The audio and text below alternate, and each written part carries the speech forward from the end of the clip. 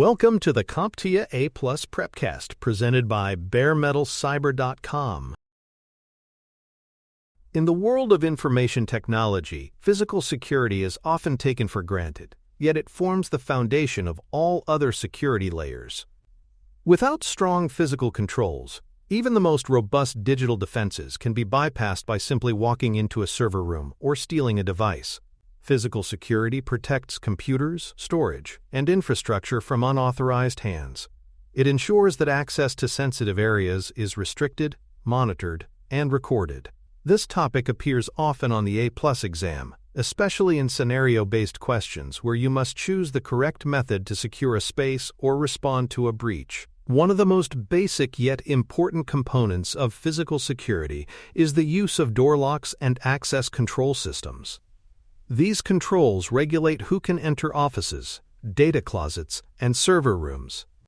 Physical locks may use metal keys, keypad entry with personal identification numbers, or electronic access cards that use magnetic stripes or RFID chips.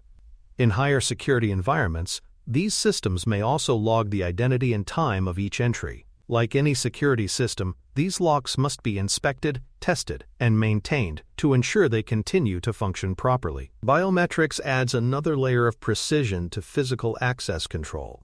Devices such as fingerprint scanners, facial recognition cameras, and iris scanners provide a level of identity verification that is hard to fake or share. Biometric readers are often used in secure facilities where badge access alone is not considered sufficient. These devices tie access directly to the user's physical characteristics, making it nearly impossible for another person to gain entry using a lost or stolen credential. Man-traps are secure entry areas that use a double-door system to prevent unauthorized access.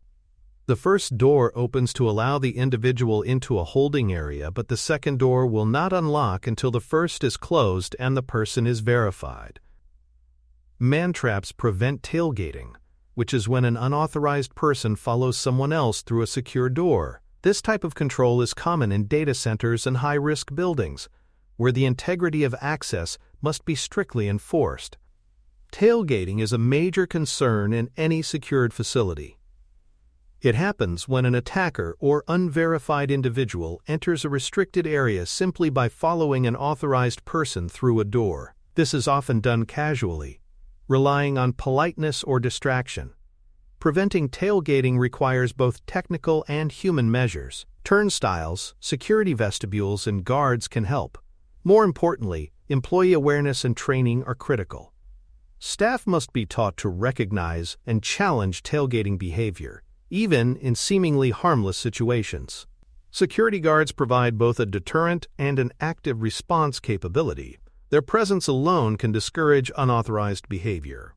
Guards monitor entrances, check badges, watch for suspicious activity, and respond to incidents when alarms are triggered. They may also assist in emergency evacuations, secure doors during lockdowns, and provide regular patrols. In many buildings, guards are provided as part of the property management contract, but may be supplemented by internal staff for critical areas. Identification badges and access cards are essential to control who goes where. These badges may include a photo, an RFID chip, a magnetic stripe, or a barcode. In most systems, they are required to enter specific rooms or areas. Access control systems log each entry, which helps maintain audit trails. When an employee leaves a company, their badge must be immediately disabled to prevent lingering access. Lost badges should also be reported and revoked promptly to reduce the risk of misuse. Surveillance systems, often referred to as closed-circuit television or CCTV, are key to both prevention and investigation. Cameras should be placed at entrances, exits, stairwells, and critical interior spaces like server rooms. Modern systems can detect motion, trigger alerts, and record high-definition video to local or cloud storage. Reviewing footage after an incident provides valuable evidence, but cameras also serve to remind individuals that their actions are being observed and recorded. Logging and access tracking systems keep a record of who entered a building or room and when. These logs may be generated automatically through badge scans or manually by front desk staff. Some systems integrate with payroll or time clock software. In sensitive environments, logs may be encrypted and stored securely for compliance and auditing. Regularly reviewing these records can help detect unusual patterns, such as access attempts at odd hours or repeated failed entries. For more cyber-related content and books, please check out cyberauthor.me. Also, there are other prepcasts on cybersecurity and more at baremetalcyber.com. Device-level protections are also important, especially in environments where systems are exposed to public access or shared use. Cable and device locks, such as Kensington locks or steel security tethers, physically secure laptops, monitors, or projectors to desks or carts. These locks prevent opportunistic theft and are often found in libraries, classrooms, or trade show environments. Technicians should know how to install, remove, and secure these devices properly and verify that the lock slot on the device is not damaged or missing. Managing physical keys is another area that requires security and accountability. Master keys, spare copies, and individual door keys must be stored in secure key cabinets. Issuing and returning keys should be documented to prevent loss or unauthorized duplication.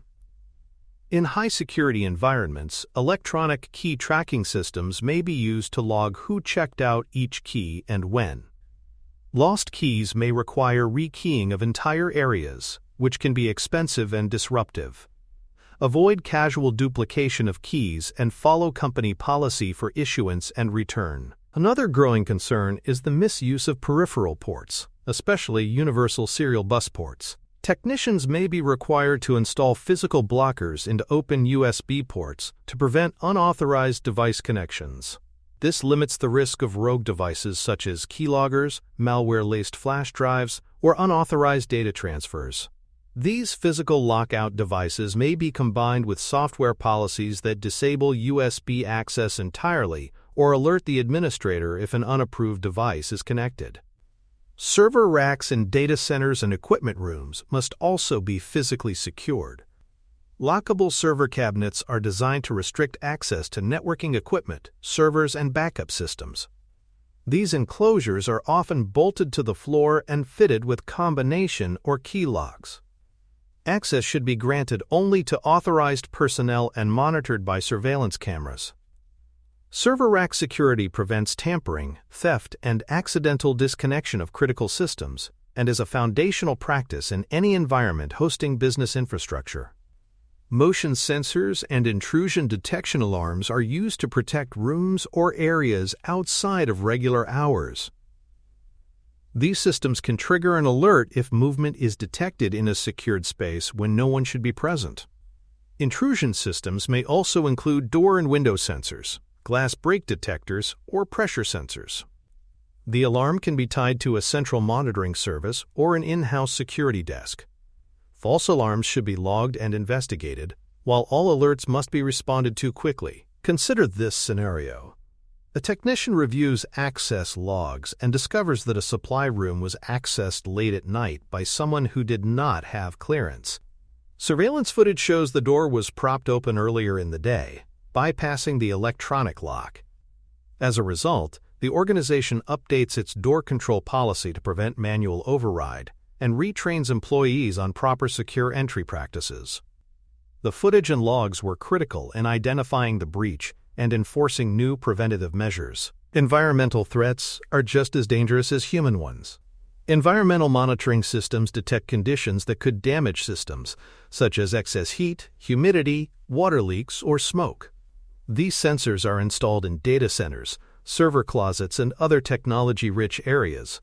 When thresholds are exceeded, an alert is sent to a central dashboard, ticketing system, or network operations center. Preventing physical damage from heat or moisture is often more urgent than digital threats because the effects are immediate and widespread. Visitor management also plays a key role in physical security. Organizations must track who enters the building, how long they stay, and who they are meeting. Visitors should sign in, wear a badge that clearly differentiates them from staff, and be escorted at all times in sensitive areas. Visitor logs are often reviewed during audits or in response to incidents. Maintaining clear policies and enforcing escort rules helps reduce accidental or intentional exposure to restricted systems or spaces. Emergency preparedness is part of every organization's physical security plan. Clearly marked exit signs, emergency lighting, and posted evacuation routes are required under safety regulations. Floor plans should include emergency equipment like fire extinguishers, first aid kits, and defibrillators. Evacuation drills ensure staff know how to exit the building and where to assemble. Technicians should also know how to safely power down critical systems during emergencies and how to recover equipment after an event. To summarize, physical security involves a comprehensive mix of locks, guards, surveillance systems, entry controls, and human procedures. These protections prevent unauthorized access to hardware, storage, and facilities before any data can be compromised. Physical threats are real and must be accounted for just as seriously as malware or network breaches. The A+ exam includes scenario-based questions that ask you to apply these principles in offices, data centers, and mobile environments. Strong physical security makes digital security possible. Thank you for listening. Please visit baremetalcyber.com for more cybersecurity information, podcasts, books, and more.